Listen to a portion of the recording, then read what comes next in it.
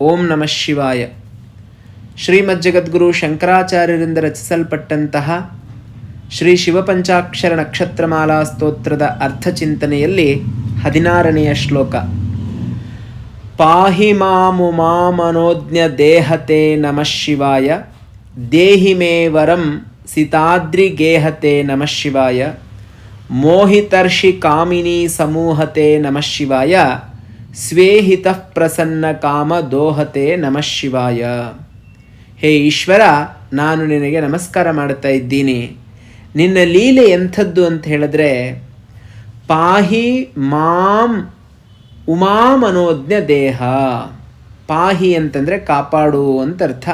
ಮಾಂ ಅಂತಂದರೆ ನನ್ನನ್ನು. ಪಾಹಿ ಮಾಂ, ನೀನು ನನ್ನನ್ನು ಕಾಪಾಡು. ನೀನು ಹೇಗಿದ್ದೀಯ ಅಂತ ಹೇಳಿದ್ರೆ, ಉಮಾ ಮನೋಜ್ಞ ದೇಹ. ಉಮಾ ಅಂತಂದರೆ ಪಾರ್ವತೀ ದೇವಿ. ಆ ಪಾರ್ವತೀ ದೇವಿಗೆ ಸಂತೋಷವನ್ನು ಉಂಟು ಮಾಡುವಂತಹ ಶರೀರವನ್ನು ಉಳ್ಳಂತಹ ಹೇ ಗಿರಿಜಾಪ್ರಿಯನೇ, ನನ್ನನ್ನು ಕಾಪಾಡು. ಇದು ಮೊದಲನೇ ಸಾಲಿನ ಅರ್ಥ.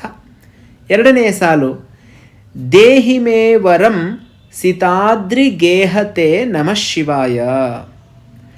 ಹೇ ಪರಮೇಶ್ವರ, ನೀನು ವಾಸ ಮಾಡುವಂತಹ ಸ್ಥಳ ಎಂಥದ್ದು ಅಂತಂದರೆ ಸಿತಾದ್ರಿ. ಸಿತ ಅಂತಂದರೆ ಬೆಳ್ಳಿ ಅಂತರ್ಥ, ಅದ್ರಿ ಅಂತಂದರೆ ಪರ್ವತ ಅಂತರ್ಥ, ಗೇಹ ಅಂತಂದರೆ ಸಂಸ್ಕೃತದಲ್ಲಿ ಮನೆ ಅಂತರ್ಥ. ಗೃಹಂ ಅಥವಾ ನಿವಾಸ, ಗೇಹ ಅಂತೆಲ್ಲ ಹೇಳ್ತೀವಿ.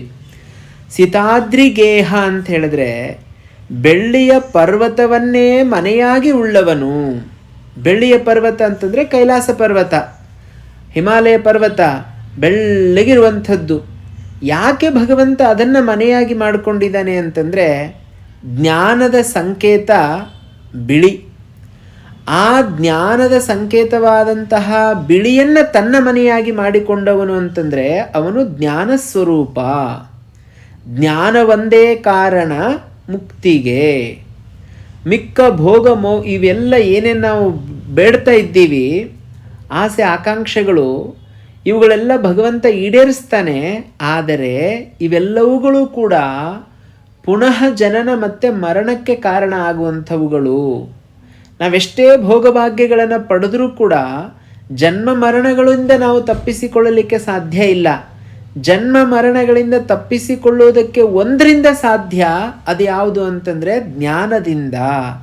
ಆ ಜ್ಞಾನವನ್ನೇ ತನ್ನ ಮನೆಯಾಗಿ ಉಳ್ಳವನು ಆ ಪರಮೇಶ್ವರ. ಹಾಗಾಗಿ ಹೇ ಪರಮೇಶ್ವರನೇ, ದೇಹಿ ಮೇ ವರಂ, ನನಗೆ ವರವನ್ನು ನೀಡು ಪರಮಾತ್ಮ. ಸಿತಾದ್ರಿ ಗೇಹ, ನೀನು ಹಿಮಾಲಯ ಪರ್ವತದಲ್ಲಿ, ಕೈಲಾಸ ಪರ್ವತದಲ್ಲಿ ಅಥವಾ ಬೆಳ್ಳಿಯ ಪರ್ವತದಲ್ಲಿ ಜ್ಞಾನದ ಸಂಕೇತವಾದಂತಹ ಆ ಮನೆಯಲ್ಲಿ ನೀನು ವಾಸ ಮಾಡ್ತಾ ಇದ್ದೀಯಾ. ನನಗೆ ನಿನ್ನ ಈ ಜ್ಞಾನದ ವರವನ್ನು ನೀಡು ಅಂತ ಕೇಳ್ತಾ ಇದ್ದೀವಿ. ಮೂರನೆಯ ಸಾಲು, ಮೋಹಿತರ್ಷಿ ಕಾಮಿನಿ ಸಮೂಹತೆ ನಮಃ ಶಿವಾಯ, ಮೋಹಿತಾಃ ಋಷಯಃ ಮೋಹಿತ ಋಷಯಃ. ಶಿವನ ಸ್ವರೂಪ ಎಂಥದ್ದು ಅಂತಂದರೆ, ಋಷಿಗಳೂ ಕೂಡ ಒಂದು ಕ್ಷಣಕಾಲ ಮೋಹಕ್ಕೆ ಒಳಗಾಗಿ ಬಿಡುತ್ತಾರೆ. ಅಂತಹ ಅದ್ಭುತವಾದ ಸೌಂದರ್ಯ ನಿನ್ನದು ಪರಮೇಶ್ವರ. ಪಾರ್ವತಿ ತ್ರಿಲೋಕ ಸುಂದರಿ, ತ್ರಿಪುರ ಸುಂದರಿ. ಅಂತಹ ಸುಂದರಿ ಶಿವನ ಕೈಯನ್ನು ಹಿಡಿಬೇಕು ಅಂತಂದರೆ ಶಿವ ಇನ್ನೆಷ್ಟು ಸುಂದರವಾಗಿರಬಹುದು. ಸತ್ಯಂ ಶಿವಂ ಸುಂದರಂ ಅಂತ ನಾವೆಲ್ಲ ಕೇಳಿದ್ದೀವಿ. ಆ ಸುಂದರನಾದಂತಹ ಶಿವ ಋಷಿಗಳಿಗೆ, ಕಾಮಿನಿಯರಿಗೆ, ಕಾಮಿನೀನಾಂ ಸಮೂಹ ಕಾಮಿನಿ ಸಮೂಹ, ಎಲ್ಲರಿಗೂ ಕೂಡ ಮೋಹವನ್ನು ಉಂಟು ಮಾಡುವಂತಹ ಸ್ವರೂಪವನ್ನು ಉಳ್ಳವನು. ಅಂತಹ ಈಶ್ವರನಿಗೆ ನಮಸ್ಕಾರ. ಸ್ವೇಹಿತಃ ಪ್ರಸನ್ನ ಕಾಮ ದೋಹತೆ ನಮಃ ಶಿವಾಯ. ಸ್ವಹಿತ, ನನ್ನ ಇಷ್ಟಾರ್ಥವನ್ನು ನೀನು ಈಡೇರಿಸಬೇಕು ಭಗವಂತ. ನಮ್ಮ ಇಷ್ಟಾರ್ಥವನ್ನು ಪೂರೈಸುವವನಾದಂತಹ ಹೇ ಶಿವನೇ, ಕಾಮ ದೋಹ ಅಂದರೆ ಬಯಕೆಗಳನ್ನು ಈಡೇರಿಸುವಂತಹ ಹೇ ಶಿವನೇ, ನಿನಗೆ ನಮಸ್ಕಾರ ಎನ್ನುವಂಥದ್ದು 16ನೇ ಶ್ಲೋಕದ ಅರ್ಥವಾದರೆ 17ನೇ ಶ್ಲೋಕ ಹೀಗಿದೆ. ಮಂಗಲಪ್ರದಾಯ ಗೋತುರಂಗತೆ ನಮಃ ಶಿವಾಯ, ಗಂಗಯಾ ತರಂಗಿತೋತ್ತಮಾಂಗತೆ ನಮಃ ಶಿವಾಯ. ಸಂಗರ ಪ್ರವೃತ್ತ ವೈರಿ ಭಂಗತೆ ನಮಃ ಶಿವಾಯ. ಅಂಗಜಾರಯೇ ಕರೆ ಕುರಂಗತೆ ನಮಃ ಶಿವಾಯ. ಮಂಗಲಪ್ರದಾಯ, ಮಂಗಲವನ್ನು ಕೊಡುವಂಥವನೇ. ಪ್ರದಾಯ ಅಂತ ಹೇಳಿದ್ರೆ ಕೊಡುವವನು ಅಂತರ್ಥ. ಮಂಗಳಪ್ರದನು, ಏನೆಲ್ಲ ಒಳ್ಳೆಯದು ಅಂತಿದೆಯೋ ಈ ಜಗತ್ತಲ್ಲಿ ಅದೆಲ್ಲವನ್ನು ನೀನು ದಯಪಾಲಿಸುವಂಥವನು ಭಗವಂತ. ಮತ್ತು ನೀನು ಎಂಥವನು ಅಂತ ಹೇಳಿದ್ರೆ ಗೋತುರಂಗ. ಗೋ ಅಂತ ಹೇಳಿದ್ರೆ ವೃಷಭ, ಅದರ ಮೇಲೆ ಸಂಚರಿಸುವಂಥವನು ನೀನು. ಎತ್ತನ್ನೇರಿದಂಥವನು, ಎತ್ತಿನ ಮೇಲೆ ಕುಳಿತು ಸಂಚಾರ ಮಾಡುವಂಥವನು. ಅಂತಹ ನಿನಗೆ ನಮಸ್ಕಾರ. ಗಂಗಯಾ ತರಂಗಿತೋತ್ತಮಾಂಗತೆ ನಮಃ ಶಿವಾಯ.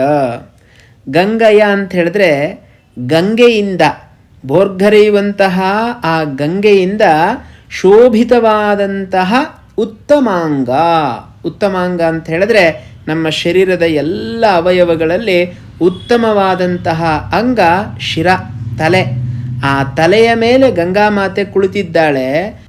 ಅಂತಹ ಗಂಗಾಮಾತೆಯಿಂದ ಶೋಭಿತವಾದಂತಹ ಶಿರವುಳ್ಳಂತಹ ಹೇ ಈಶ್ವರ ನಿನಗೆ ನಮಸ್ಕಾರ. ಮೂರನೆಯ ಸಾಲು. ಸಂಗರ ಪ್ರವೃತ್ತ ವೈರಿ ಭಂಗತೆ ನಮಃ ಶಿವಾಯ.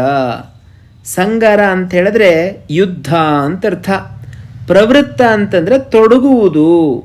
ಯುದ್ಧಕ್ಕೆ ತೊಡಗಿದಂತಹ ವೈರಿಗಳ ಭಂಗ, ವೈರಿಗಳನ್ನು ನಾಶಗೊಳಿಸುವಂತಹ ಹೇ ಈಶ್ವರ. ನನ್ನ ವೈರಿಗಳು ನನ್ನ ವಿರುದ್ಧವಾಗಿ ಯುದ್ಧಕ್ಕೆ ಬರ್ತಾ ಇದ್ದಾರೆ, ಹಾಗಾಗಿ ಅವರನ್ನು ನೀನು ನಾಶಗೊಳಿಸುವಂಥವನಾಗು. ಅಂತಹ ನಿನಗೆ ನಮಸ್ಕಾರ ಎನ್ನುವಂಥದ್ದು. ಅಥವಾ ಯುದ್ಧದಲ್ಲಿ ಶತ್ರುಗಳನ್ನು ಜಯಿಸುವಂತಹ ಹೇ ಈಶ್ವರನೇ ನಿನಗೆ ನಮಸ್ಕಾರ ಅನ್ನುವಂಥದ್ದು ಈ ಸಾಲಿನ ಅರ್ಥ. ಕೊನೆಯ ಸಾಲು. ಅಂಗಜಾರಯೇ ಕರೆ ಕುರಂಗತೆ ನಮಃ ಶಿವಾಯ. ಜ ಅಂತಂದರೆ ಹುಟ್ಟುವುದು ಅಂತರ್ಥ. ಅಂಗಜಾರಯೇ, ಅರಿ ಅಂತಂದರೆ ಶತ್ರು. ಅಂಗ ಅಂತ ಹೇಳಿದ್ರೆ ಮನಸ್ಸು ಅಂತ ಅರ್ಥ ಮಾಡ್ಕೊಳ್ಬೇಕು ನಾವಿಲ್ಲಿ. ನಮ್ಮೆಲ್ಲ ಎಲ್ಲರ ಮನಸ್ಸಿನಲ್ಲಿ ಕಾಮನಿಗೆ ಅವಕಾಶ ಇದೆ, ಹುಟ್ಟಲಿಕ್ಕೆ ಅವಕಾಶ ಇದೆ. ಹಾಗಾಗಿ ಅವನನ್ನು ಮನ್ಮಥ ಅಂತ ಕರಿತೀವಿ, ಅಥವಾ ಮನಸಿಜ ಅಂತ ಹೇಳ್ತೀವಿ. ಆ ಮನಸಿಜನನ್ನು ಗೆಲ್ಲೋದಕ್ಕೆ ಯಾರಿಗೂ ಸಾಧ್ಯ ಇಲ್ಲ. ಕಾಮನನ್ನು ಗೆಲ್ಲೋದು ಬಹಳ ದುರ್ಲಭವಾದಂತಹ ಕೆಲಸ, ಬಹಳ ಕಠಿಣವಾದಂತಹ ಕೆಲಸ. ಅಂತಹ ಮನ್ಮಥನ ವೈರಿ ನೀನು. ನಮಗಿದೆಲ್ಲ ಕಥೆ ಗೊತ್ತಿರುವಂಥದ್ದೇ. ದಕ್ಷಯಜ್ಞದಲ್ಲಿ ದಾಕ್ಷಾಯಣಿ ದೇಹತ್ಯಾಗ ಮಾಡಿದಾಗ ಪರಮೇಶ್ವರ ಧ್ಯಾನದಲ್ಲಿ ಕುಳಿತಂತಹ ಸಂದರ್ಭದಲ್ಲಿ ಆ ಪರಮೇಶ್ವರನ ಧ್ಯಾನವನ್ನು ಭಂಗ ಮಾಡಲಿಕ್ಕೆ ಹೋದಂತಹ ಮನ್ಮಥ ಸುಟ್ಟು ಭಸ್ಮವಾಗಿ ಹೋದ. ಆದ್ದರಿಂದ ಅಂಗಜಾರಯೇ, ಕಾಮನ ವೈರಿಯಾದಂತಹ ಹೇ ಈಶ್ವರನೇ ನಿನಗೆ ನಮಸ್ಕಾರ ಮಾಡ್ತಾ ಇದ್ದೀನಿ. ನನ್ನ ಮನಸ್ಸನ್ನು ಜ್ಞಾನದ ಕಡೆಗೆ ಪ್ರವರ್ತಿಸುವಂತೆ ಮಾಡು ಅನ್ನುವಂಥದ್ದು ಈ ಶ್ಲೋಕದ ತಾತ್ಪರ್ಯ. ನಾಳೆ ಮುಂದಿನ ಶ್ಲೋಕವನ್ನು ತಿಳಿಯುವಂತಹ ಪ್ರಯತ್ನ ಮಾಡೋಣ. ಧನ್ಯವಾದಗಳು.